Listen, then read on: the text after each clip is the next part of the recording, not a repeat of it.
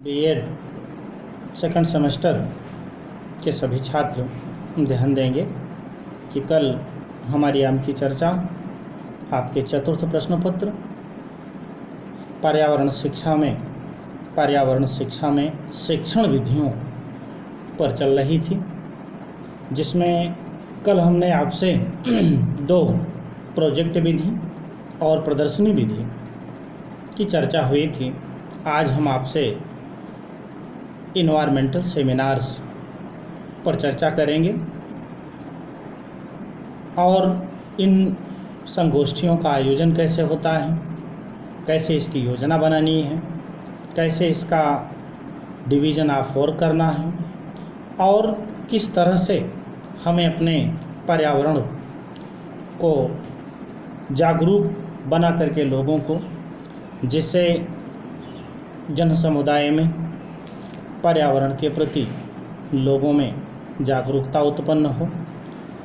तो इसके लिए, क्योंकि कक्षा जो आप क्लास पढ़ते हैं, कक्षा के औपचारिक शिक्षण से हटकर अनौपचारिक रूप में तनाव मुक्त वातावरण में पर्यावरण के विभिन्न पक्षों पर बौद्धिक चर्चा, वाद संवाद, तथ्यों और तर्कों से विषय वस्तु के विश्लेषण का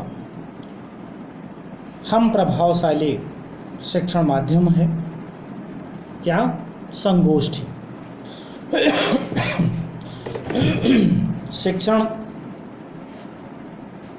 की एक ऐसी विधि है जिसमें बुद्धिजीवियों की अहम भूमिका होती है। इसका जो आयोजन हम आप करते हैं किसी विषय विशेष पर या समस्या पर विद्वज्जनों की नवीनतम जानकारी को प्राप्त करने के लिए हम संगोष्ठियों का आयोजन करते हैं, क्योंकि पर्यावरणीय संगोष्ठी आयोजित करने की एक प्रक्रिया है जिसके द्वारा इससे अधिक से अधिक लाभ उठा सकें और किसी भी कोई पर्यावरणीय नहीं, कोई अन्य भी संगोष्ठी हो तो उसमें मैक्सिमम 3 प्रश्न होते हैं और उनका उत्तर आवश्यक होता है। पहला, संगोष्ठी क्यों? दूसरा, किसके लिए? और तीसरा, और कैसे। यानी संगोष्ठी क्यों आयोजन करनी है और संगोष्ठी किसके लिए आयोजन करना है और कैसे इस संगोष्ठी का एक प्लान बनाना है। इन प्रश्नों से स्पष्ट है कि संगोष्ठी का जो आयोजन है किन्हीं उद्देश्यों की पूर्ति हेतु किया जाएगा। संगोष्ठी किसके लिए लाभकारी होगा और इसका सफल आयोजन किस प्रकार किया जा सकता है, इसे हम आपको बिंदुवार इसकी व्याख्या बताते हैं। जैसे इसमें ऑर्गेनाइजेशन ऑफ सेमिनार, यानी संगोष्ठी का आयोजन हमें कैसे करना चाहिए। इसका आयोजन विद्यालय स्तर से लेकर विश्वविद्यालय स्तर तक किया जा सकता है। स्थानीय जो संस्थाएं हैं या विभाग से लेकर हमारे राज्य, राष्ट्र तथा अंतर्राष्ट्रीय स्तर तक का जो मंच है वो संगोष्ठी आयोजन के लिए किया जाता है। पर्यावरण से संबंधित अंतर्राष्ट्रीय स्तर पर प्रथम सम्मेलन मानव पर्यावरण विषय पर संयुक्त राष्ट्र संघ में स्टॉकहोम यानी स्वीडन में वर्ष 1972 में आयोजित किया गया था। उसी के परिणामस्वरूप पर्यावरण जागरूकता आंदोलन आरंभ हुआ और तब से लेकर वर्तमान तक विभिन्न राष्ट्रों में विभिन्न संगठनों ने और विभिन्न संस्थाओं द्वारा पर्यावरण शिक्षा से संबंधित कई सम्मेलन हुए कई संगोष्ठियाँ हुई जिसमें शिक्षकों, विद्यार्थियों और हमारे समाज के बुद्धिजीवी वर्गों की सहायता से इस पर्यावरण की जुड़े हुए तमाम समस्याओं पर मनन और चिंतन किया जा रहा है।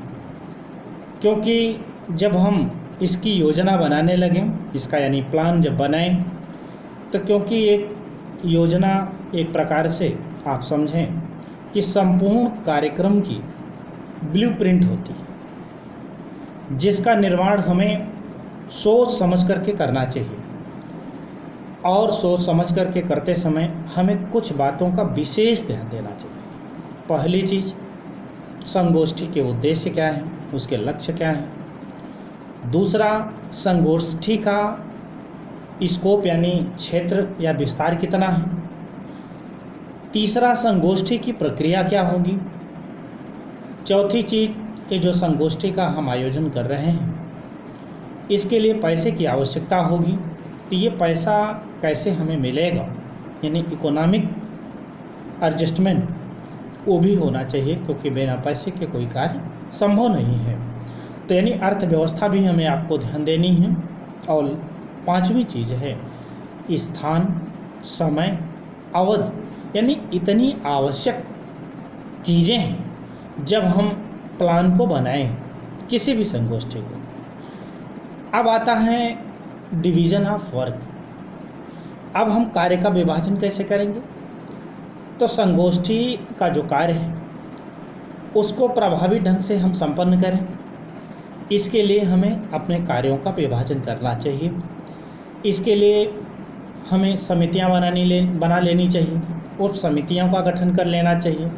और जिस संगोष्ठी का हम आयोजन करने चल रहे हैं उसके कार्यों के संचालन के लिए हमको कुछ विद्वत समाज के लोगों से संगोष्ठी में शामिल करके उनके विचार, उनके सुझाव, उसको अमल ज़रूर करना चाहिए। जैसे संगोष्ठी संयोजक समिति एक बना लीजिए, संगोष्ठी एक संरक्षक बना लीजिए। क्योंकि जब हम समितियों के माध्यम से किसी कार्य को करते हैं तो हमारा कार्य, जैसे हम एक सलाहकार समिति बना लें जिसमें संयोजक और संरक्षक हम दोनों को शामिल कर लें, कार्यकारिणी समिति, रिकॉर्डिंग समिति, स्वागत समिति, भोजन आवास समिति, प्रचार समिति, यानी प्रत्येक समिति में ध्यान रहे संयोजक और संरक्षक के निर्देशन में कार्यों को हमें आपको संपादित करना है। अब जैसे ये बन गई, संगोष्ठी भी बन गई, वर्क ऑफ डिवीज़न भी हो गया। अब हमको करना क्या है, क्रियान्वयन करना है, यानी उस कार्यक्रम को हमें अच्छे ढंग से करना है। अब जब हमारा जो संगोष्ठी का जो प्रारूप है प्रस्तुत करने के बाद, यानी जब विद्वत समाज के लोगों के बीच में समितियों के समक्ष हमने उसे रखा कि यह एक प्लान है, इस कार्यक्रम को हम करना चाहते हैं, अब उसमें लोगों की स्वीकृति मिलनी चाहिए।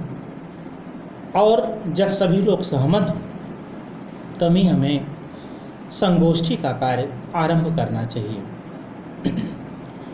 उसके बाद विषय विशेषज्ञों की सूची बनाकर सूची के अनुसार उन्हें आमंत्रण दें और उन्हें पूरी सूचना के साथ भेजें।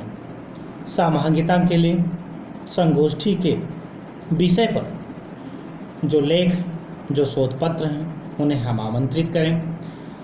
संगोष्ठी के उद्घाटन एवं समापन के लिए मुख्य अतिरिक्त अध्यक्ष पद बना लिए जाएं। संगोष्ठी क्षेत्र के विशेष ज्ञाता, अनुभवी, प्रतिष्ठित व्यक्तियों को बुलाया जाना चाहिए। अगर संगोष्ठी 3 दिन की हो तो उसे सत्र में हमको डिवीज़न कर लेना चाहिए। और जैसे प्रथम दिन हम करें क्या, दूसरे दिन करें क्या और तीसरे दिन करें। प्रथम दिन हम शुरुआती दिन में पहले पंजीकरण करें, तत्पश्चात उद्घाटन सत्र हो, अल्प अवकाश के बाद पत्र वाचन हो, भोजन अवकाश हो और पुनः विचार विमर्श हो। ये एक सत्र हुआ। दूसरे सत्र में 3 सत्रों में से प्रथम 2 सत्रों पर, जो पहला तो ये सब चला गया, जो 2 बचता है उनमें लेख और शोध विद्वत लोगों के प्रस्तुत रखी जा सकती है, और अंतिम सत्र में खंडी समूह पर चर्चा और विचार विमर्श किया जा सकता है, और अंतिम दिन प्रथम सत्र सभी उप समूहों के निष्कर्ष बताया जाता है। उसके बाद समापन सत्र होता है। उद्घाटन सत्र में संगोष्ठी के उद्देश्य एवं कार्यक्रमों का विवरण प्रस्तुत करते हैं, जबकि समापन सत्र में उस संगोष्ठी की उपलब्धियों के प्रतिवेदन के रूप में हम प्रस्तुत करते हैं, और प्रतिभागियों को संगोष्ठी के प्रति प्रतिक्रिया भी पूछी जाती है, जिससे संगोष्ठी के विभिन्न व्यवस्थाओं के विषय में जानकारी मिल सके। और उनके सुझाव के बाद हम करते क्या हैं, अपनी संगोष्ठी को हम समाप्त करते हैं। संगोष्ठी लिखित सामग्री प्रतिभागियों तक पहुंचा दी जाती है। अंत में प्रतिवेदन की जो प्रति है जन जन तक पहुंचाने की व्यवस्था हम करते हैं। पर्यावरण संगोष्ठी में दर्शनीय स्थलों का भ्रमण, रात्रि भोजन से पूर्ण सांस्कृतिक कार्यक्रम आयोजन हमारी उस संगोष्ठी उरुच को बढ़ा देते हैं। इस प्रकार से जब हम कार्यक्रमों को करते हैं, एक समय में बहुत सारे लोगों को बुला करके किसी समस्या पे, किसी बिंदु विशेष पर हमारी चर्चाएं होती हैं। क्योंकि जब हमारी संगोष्ठी समाप्त होती है तो समाप्ति के बाद जो समितियां मैंने बनाई, जो उप समितियाँ बनाई, सभी सदस्य को संगोष्ठी की उपलब्धियों पर चर्चा करते हैं, और उसकी कमियों पर भी हम विचार विमर्श करते हैं। विद्यार्थियों के साथ भी विचार विमर्श करते हैं, और निष्कर्ष निकालते हैं कि हमने जिस एम को लेकर के संगोष्ठी बनाया वह कितने हद तक सफल रहा, और संबंधित व्यक्ति तक हम अपने उस लाभ को पहुंचा पा रहे हैं कि नहीं पा रहे हैं। अर्थात पर्यावरण विषय में की जो जानकारी है वो बौद्धिक चिंतन के नवीन कार्यक्रमों के लिए है, पर्यावरण सुरक्षा एवं संरक्षण के लिए है। और ये जो संगोष्ठियाँ होती हैं, इससे हम समाज में एक अच्छा मैसेज पास आउट करते हैं, ताकि सभी लोग भाई जा करके आप कहीं ना जाएं, अपने ही परिवार में उसका अनुपालन करने लगें। तो निश्चित रूप से हमारा जो पर्यावरण है, एक स्थान पर कई लोगों को बुला करके इसको सुधारने और इसके सुझावों को और इसको बहुत अच्छे ढंग से निष्पादित करने के लिए हम एक अच्छा प्रयास कर सकते हैं।